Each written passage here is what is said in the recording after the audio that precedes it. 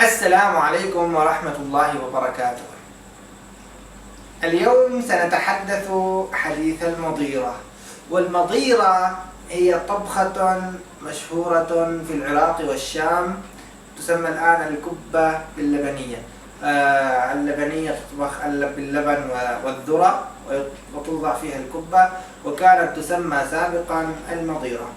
وهذه حاليا تسمى في أفغانستان المنتو، وهي بلد القصة لأن بديع الزمان الهمداني كاتب القصة كان من مدينة هرات. وهذه حكاية أبي الفتح الإسكندري مع الرجل الثرثار صاحب المضيرة. يقول بديع الزمان الهمداني: حدثنا عيسى بن هشام قال: كنت بالبصرة ومعي أبو الفتح الإسكندري، رجل فصاحة يدعوها فتجيبه، والبلاغة يأمرها فتطيعه.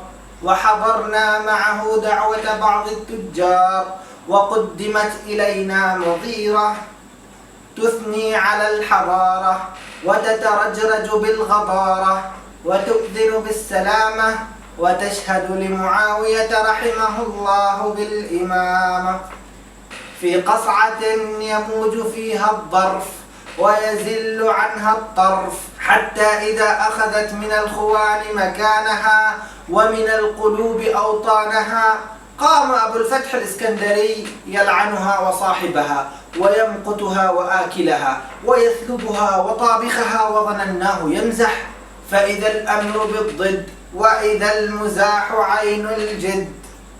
وتنحى عن الخوان وترك مساعدة الإخوان، فرفعناها فارتفعت معها القلوب، وسافرت خلفها العيون، وتحلبت لها الأفواه، وتلمضت لها الشفاه، واتقدت لها الأكباد، وسار في إثرها الفؤاد. ولكننا ساعدناه على هجرها وسألناه عن أمرها، فقال: قصتي معها أطول من مصيبتي فيها، ولو حدثتكم بها فلا آمن المقت وإضاعة الوقت. قلنا: هات. قال: دعاني بعض التجار إلى مضيرة وأنا ببغداد، ولزمني ملازمة الغريم والكلب لأصحاب الرقيم، فأجبته إليها. فقمنا، فجعل طول الطريق يثني على زوجته ويفديها بمهجته، ويصف حذقها في صنعتها وتأنقها في طبخها، ويقول: يا مولاي لو رأيتها والخرقة في وسطها، وهي تدور في الدور، من التنور إلى القدور، ومن القدور إلى التنور، ولو رأيتها وهي تنفث بفيها النار وتدق بيديها الأبزار، ولو رأيت الدخان وقد غبر ذلك الوجه الجميل وأثر في ذلك الخد السقيل، لرأيت منظرا تحار فيه العيون. وأنا أعشقها لأنها تعشقني. ومن سعادة المرء أن يرزق المساعدة من حليلته، وأن يسعد في ضعينته، ولا سيما إذا كانت من طينته. وهي إلي ابنة عمي لحى، طينتها طينتي، ومدينتها مدينتي، وأرومتها أرومتي، وعمومتها عمومتي، لكنها أوسع مني خلقا وأكرم خلقا. وصدعني بصفات زوجته حتى انتهينا إلى محلته، فقال: يا مولاي ترى هذه المحلة إنها أشرف محال بغداد، يتغاير الكبار في نزولها، ويتنافس الأثرياء في حلولها، ثم لا يسكنها إلا التجار، وإنما المرء بالجار. وداري في السطة من قلادتها والنقطة من دائرتها. ترى يا مولاي كم أنفق على كل دار منها؟ قله تخمينا إن لم تعرفه يقينا. قلت: الكثير. قال: يا سبحان الله، ما أكبر هذا الغلط، تقول الكثير فقط ثم تنفس الصعداء وقال سبحان من يعلم الأشياء، حتى وصلنا إلى باب داره. قال هذه داري، كم ترى يا مولاي أنفق على هذه الطاقة؟ أنفقت عليها والله فوق الطاقة ووراء الفاقة. كيف ترى صنعتها وشكلها؟ أرأيت بالله مثلها؟ تأمل حسن تعريجها كأنما خط بالبركار، وتأمل حذق النجار في صنعة هذا الباب. اتخذه من كم؟ قل ومن أين أعلم؟ إنه ساج من قطعة واحدة، لا مأروض ولا عفن. إذا نقر طن وإذا حرك أن. من اتخذه يا مولاي؟ اتخذه أبو إسحاق بن محمد البصري، وهو والله رجل نظيف الأثواب، خبير بصناعة الأبواب، خفيف اليد بالعمل. لله در ذلك الرجل، بالله عليك لاستعنت إلا به على مثله. وهذه الحلقة تراني اشتريتها في سوق الطرائف من عمران الطرائفي ب3 دنانير معزية، ب3 دنانير معزية. كم فيها يا سيدي من الشبه؟ فيها 6 أرطال، وهي تدور بلولب في الباب. بالله دورها ثم انقرها وابصرها. بالله عليك لاشتريت الحلقة إلا منه، فليس يبيع إلا الأعلاق. ثم قرع الباب ودخلنا الدهليز، فقال عمرك الله يا دار ولا خربك يا جدار. فما أمتن حيطانك وأوثق بنيانك وأقوى أساسك. تأمل بالله معارجها وتبين دواخلها وخوارجها، وسلني كيف حصلتها، وكم من حيلة احتلتها حتى عقدتها. كان لي جار يكنى أبا سليمان، يسكن في هذه المحلة، وله من المال ما لا يسعه الخزن، ومن الصامت ما لا يحصره الوزن. مات رحمه الله وخلف خلفا أضاعه بين الخمر والزمر، ومزقه بين النرد والقمر. وأشفقت أن يسوقه قائد الاضطرار إلى بيع الدار، فيبيعها في ساعة الضجر أو يجعلها عرضة للخطر، ثم أراها وقد فاتني شراها، فتتقطع نفسي عليها حسرات إلى يوم الممات. فعمدت إلى أثواب لا تنض تجارتها، وحملتها إليه وعرضتها عليه، وساومته أن يشتريها مني نسية، والمتخلف يحسب النسية عطية، والمدبر يعتدها هدية. وسألته وثيقة بأصل المال فعقدها لي، وتغافلت عن اقتضائه حتى بدأت حاشية حاله ترق، فجئته فاقتضيته، واستمهلني فأنظرته، وطلب مزيدا من الثياب فأحضرته، ودرجته بالمعاملات إلى بيعها، حتى حصلت لي بجد صاعد، وبخت مساعد، وقوة ساعد، ورب ساع لقاعد. وأنا في هذه الأحوال مجدود، وأنا بحمد الله مجدود، وفي هذه الأحوال محمود. وحسبك يا مولاي أني كنت منذ ليال نائما في هذا البيت مع من فيه، إذ قرع الباب، فقلت من الطارق المنتاب؟ فإذا امرأة معها عقد لآل في جلدة ماء ورقة آل، تعرضه للبيع، فأخذته منها أخذة خلس، واشتريته بثمن بخس. وإنما حدثتك بهذا الحديث لتعرف سعادة حظي في التجارة، والسعادة تنبت الماء من الحجارة. الله أكبر. لا ينبئك مثل نفسك ولا أصدق من أمسك.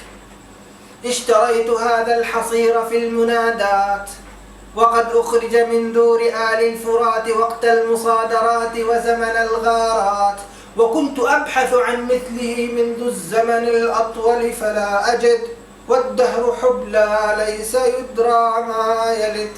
واتفق أني حضرت باب الطاق وهذا يعرض في الأسواق، فدفعت فيه كذا وكذا، فوزنت فيه كذا وكذا دينارا. تأمل بالله دقته ولينه وصنعته ولونه، فهو عظيم القدر لا يقع مثله إلا في الندر. وإن كنت سمعت بأبي عمران الحصيري فهو والله عمله، وله ابن يخلفه الآن في حانوته لا يوجد أعلاق الحصر إلا عنده، فبالله عليك لاشتريت الحصر إلا من دكانه، فإنما المرء ناصح لإخوانه ولا سيما من تحرم بخوانه. ونعود إلى حديث المضيرة، فقد حان وقت الظهيرة. يا غلام الطست والماء. فقلت الله أكبر. ربما قرب الفرج وسهل المخرج. وتقدم الغلام فقال: ترى هذا الغلام إنه رومي الأصل عراقي النشء. تقدم يا غلام واحسر عن رأسك وشمر عن ساقك وامض عن ذراعك وافتر عن أسنانك وأقبل وأدبر. ففعل الغلام ذلك. فقال التاجر: بالله من اشتراه؟ اشتراه أبو العباس من النخاس. ضع الطست وهات الإبريق. فوضعه الغلام وأخذه التاجر وقلبه وأدار فيه النظر ثم نقره، فقال: انظر إلى هذا الشبه كأنه جذوة اللهب أو قطعة من الذهب، شبه الشام وصنعة العراق، ليس من خلقان الأعلاق، قد عرف دور الملوك ودارها. تأمل حسنه وسلني متى اشتريته. اشتريته والله عام المجاعة وادخرته لهذه الساعة. يا غلام الإبريق. فقدمه وأخذه التاجر فقلبه ثم قال: وأنبوبه منه. لا يصلح هذا الإبريق إلا لهذا الطست، ولا يصلح هذا الطست إلا مع هذا الدست، ولا يجمل هذا الدست إلا في هذا البيت، ولا يحسن هذا البيت إلا مع هذا الضيف. أرسل الماء يا غلام، فقد حان وقت الطعام. بالله ترى هذا الماء، بالله ترى هذا الماء ما أصفاه، أزرق كعين السنور وصاف كقضيب البلور، استقي من ماء الفرات واستعمل بعد البيات، فجاء كلسان الشمعة في صفاء الدمعة. وليس الشأن في السقاء، الشأن في الإناء. لا يدلك على نظافة أسبابه مثل نظافة شرابه. لا يدلك على نظافة أسبابه أصدق من نظافة شرابه. وهذا المنديل سلني عن قصته، فهو نسج جرجان وعمل الرجان. وقع إلي فاشتريته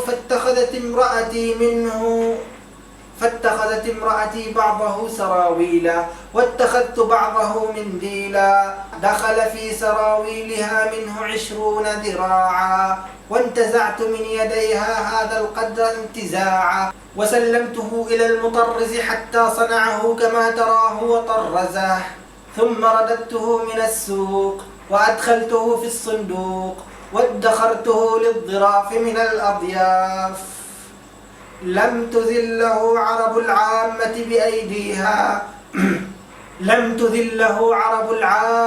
بأيديها ولا النساء بمآقيها، فلكل علق يوم ولكل آلة قوم.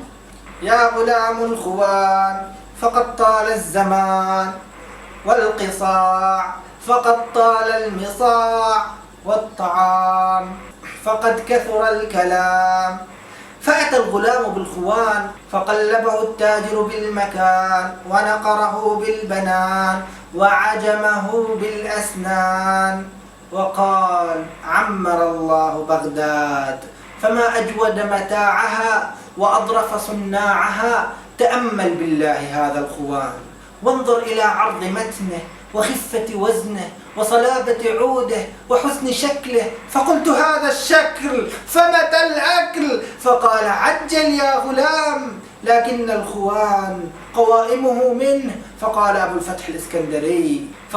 الفتح الإسكندري: فجاشت نفسي وقلت: قد بقي الخبز وآلاته والخبز وصفاته، والحنطة من أين اشتريت أصلا، وكيف اكترى لها حملا، وفي أي رحى طحن، وفي أي إجانة عجن، وأي تنور سجر، وأي خباز استأجر، وبقي الحطب من أين احتطب، ومتى جلب، وكيف صفف حتى جفف، وحبس حتى يبس، وبقي الخبز ووصفه، والتلميذ ونعته، والدقيق ومدحه، والخمير وشرحه، والملح وملاحته، وبقيت السكرجات من اتخذها وكيف انتقذها، وبقيت السكرجات كيف اتخذها ومن انتقذها ومن استعملها ومن عملها، والخل كيف انتقي عنبه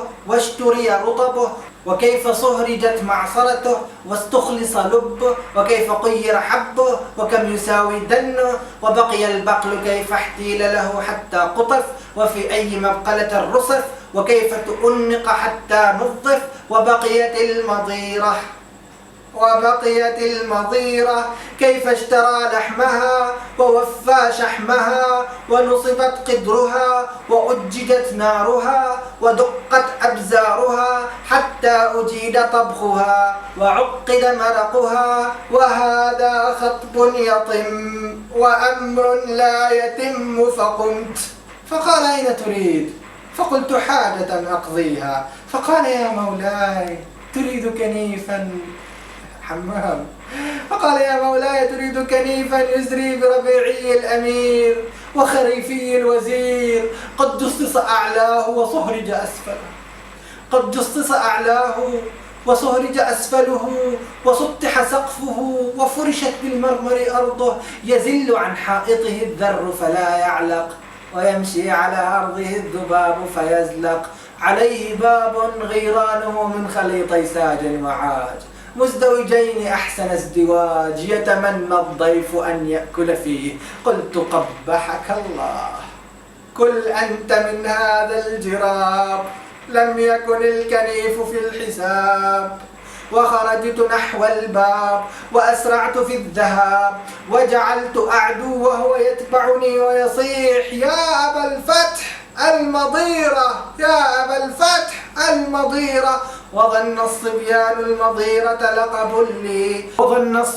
أن المضيرة لقب لي، فصاحوا صياحة، فرميت أحدهم بحجر من فرط الضجر، فتلقى رجل الحجر بعمامته فغاص في هامته، فأخذت من النعال بما قدم وحدث، ومن الصفع بما طاب وخبث، وحشرت إلى الحبس، وأقمت عامين في ذلك النحس، ونذرت أن لا آكل مضيرة ما عشت، فهل أنا في ذا يا لهمذان ظالم. قال عيسى بن هشام: فقبلنا عذره ونذرنا نذره، وقلنا: قديما جنت المضيرة على الأحرار، وقدمت الأراذل على الأخيار.